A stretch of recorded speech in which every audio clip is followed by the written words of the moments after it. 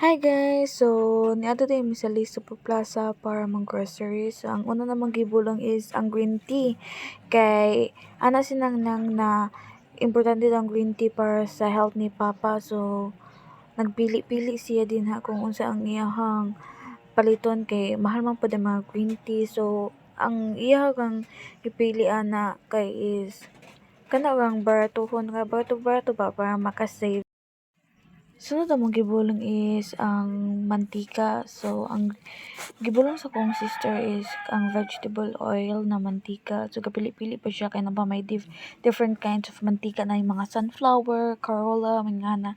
Pero, ganahan siya vegetable oil kay para healthy. Kay si Papa man pod ang magamit. So, kailangan na niya para siyang health para dili magsige siya kasakit mo ng vegetable oil. Sana all naka-vegetable oil. Kami ani natokal na mantika ang gamiton. Iya vegetable oil. Kana.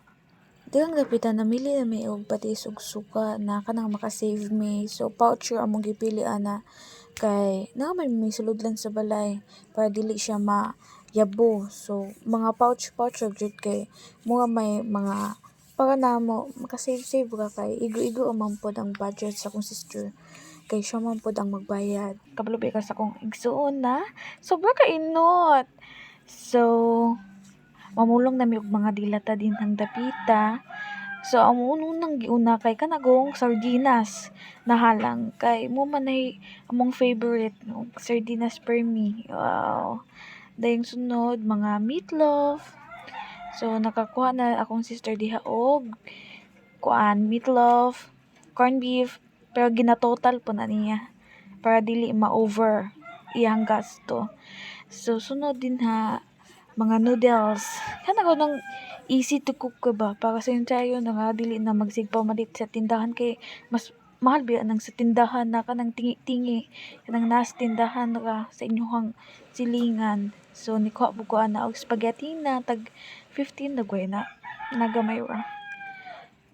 So nikuha kong atin hag itlog para iyaha man na. Dira nagpili-pili na siya og sibuyas ug ahos.